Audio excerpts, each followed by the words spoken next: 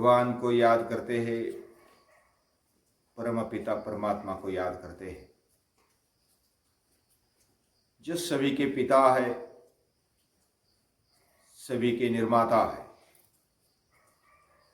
सभी के पोषण करता है, संवार करता भी है। वही सर्वे सर्वा है।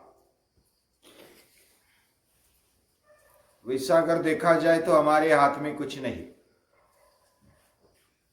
सब कुछ वही है, वही चलाता है।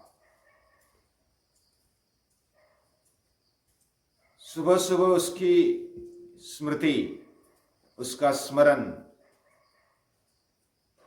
करना, ये ऊंचे से ऊंचे विचार को ग्रहण करना है।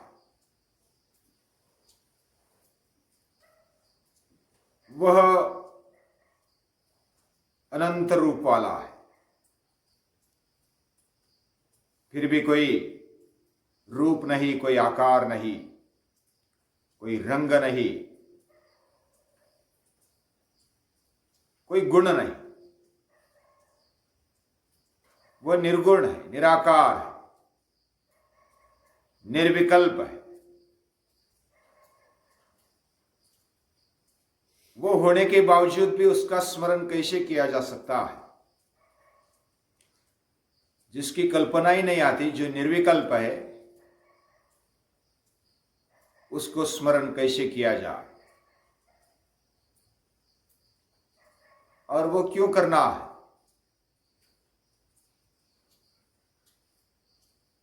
तो सामान्य जो भी जीवन में सहज विषय आते हैं इंद्रियों के, उन विषयों का स्मरण करते हैं तो वह क्लेश पैदा करता है, अस्वस्थता पैदा करता है। अगर हमें निर्मल बनना है, स्वच्छता की ओर जाना है, तो स्वच्छता का स्मरण करना ही होगा।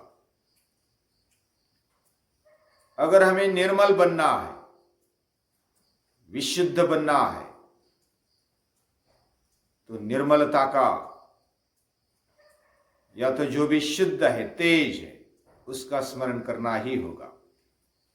भले अपने अपने अंदाज से जो भी जिसको निर्मल समझता है, तेज समझता है, चैतन्य समझता है, उसका वो ध्यान करे, उसका वो स्मरण करे, क्योंकि वही हमें चाहिए। हमें मृत्यु नहीं चाहिए, हमें अमरत्व चाहिए। हमें मरना नहीं, हमें अंधेरा नहीं चाहिए, प्रकाश चाहिए, तेज चाहिए। हमारे जीवन में अज्ञान नहीं चाहिए, ज्ञान चाहिए। हमें असत्य नहीं चाहिए, सत्य चाहिए। हर एक को ये लगता है, और ये उसकी अंदरूनी मांग होती है, शुद्ध ऐसी मांग हर एक की होती है कि मुझे मरना नहीं,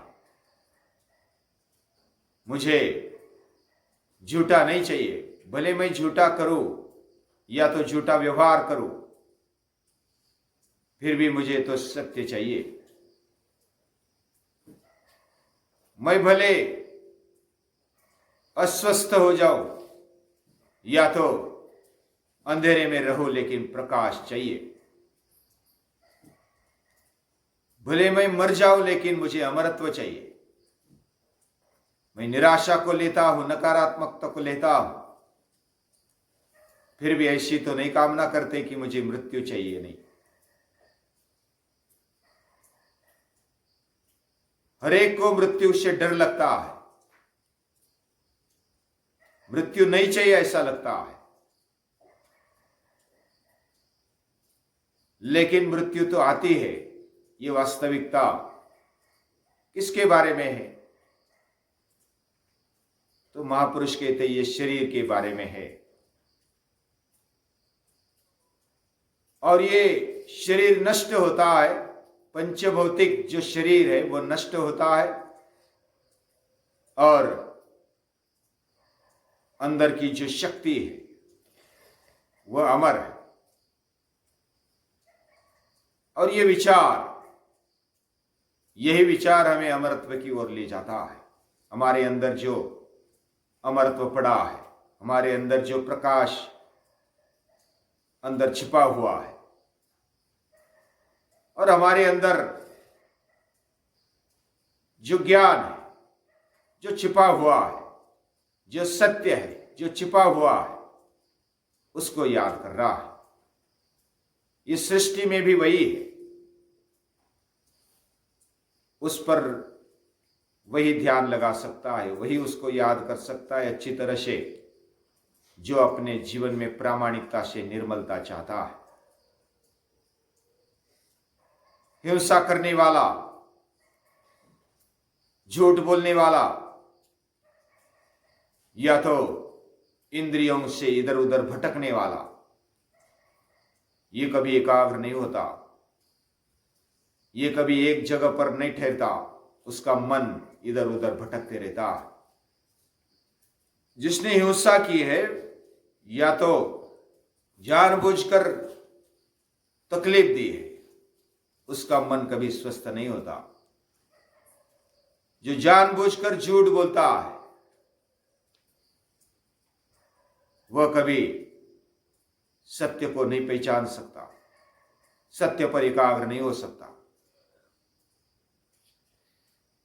जो अभ्यास नहीं करता, उसको डर लगता है, वो परीक्षा से डरता है, वो चेकिंग के लिए डरता है। दूसरा कोई मुझे चेक करे, कोई चोर होता है, उसका अगर चेकिंग किया जाए तो वो डरता है। निडरता तब भी आती है जब वो व्यवहार भी अच्छे रखता है। और इसलिए सुबह सुबह अगर ध्यान करना है तो हमारे व्यवहार भी ऐसे होने चाहिए जो कि उंगली न उठा सके, कोई भी उंगली न उठा सके, ऐसे हमारे व्यवहार होने चाहिए। उसमें प्रामाणिकता होनी चाहिए। भले कभी कभी बाहर दिखने में गलत व्यवहार लगते हो, लेकिन अगर प्रामाणिकता है तो हमारा दिल हमें साथ देता है, हमारा अंतःकरण हमें साथ देता है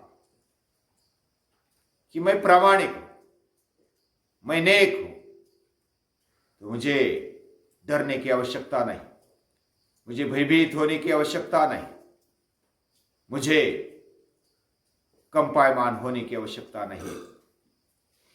मैं स्थिर तभी रह पाऊंगा जब मैं व्यवहार अच्छे कर पाऊंगा।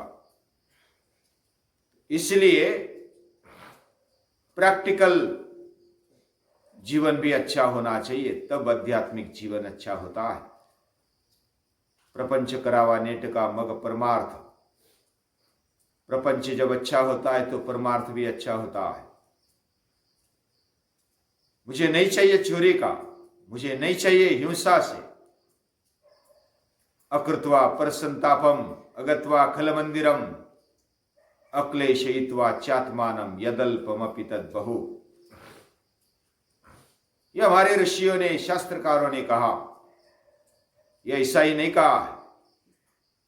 उनके जीवन में उन्होंने वो लाया, और हमारा भी जीवन वैसा ही उन्नत हो। छोटे मोटे सुख के पीछे लगते हैं तो बड़ा सुख मिलता नहीं है। जिसको गटार में रहने की आदत है, उसको गंगा के नजदीक ले गए तो ऐसा लगता है कि ये किधर आ गए हम। जो गंदगी में रहता है कीड़ा, उसको अगर शहद दिया जाए, उसको वो पहले अच्छा नहीं लगता है कि ये कैसे गंदा आ रही है, वो उसने चखा ही नहीं। जिसको गटार में रहना है, वह अमृत कभी उसको अच्छा नहीं लगता है, उसने चखा ही नहीं, वो लगता है, उसको लगता है कि ये अच्छा नहीं, मेरे लिए यही अच्छा है। वो कभी ऊपर देखता ही नहीं, वो संकुचित रहता है। और ऐसा रहने वाला कभी उच्चतम ध्येय रखकर ऊंचा ध्यान नहीं कर सकता। इसलिए आहार विहार से लेकर के हमारी हर एक इंद्रियों को जो भी हम देते हैं, वह जब अच्छा देंगे, सही देंगे, योग्य दिशा में उनको ले जाएंगे, तो हम निर्मलता की ओर जाते हैं और अच्छा ध्यान कर पाते हैं। ऊंचा ध्यान तभी होता है जब हम इस तरह से हमारे जीवन में वर्तन रखते हैं, व्यवहार रखते हैं। हे प्रभु, हमारा जीवन अच्छा हो, हम छोटे मोटे प्रसंगों में लालायित न हो, हमारा निश्चय दृढ़ रहे, हमारी बुद्धि ऊंचा विचार करे, हमारे इंद्रिय ऊंचा कर्म करे, हमारे अंतःकरण में ऊंचे भाव निर्माण, यही हमारी कामना है।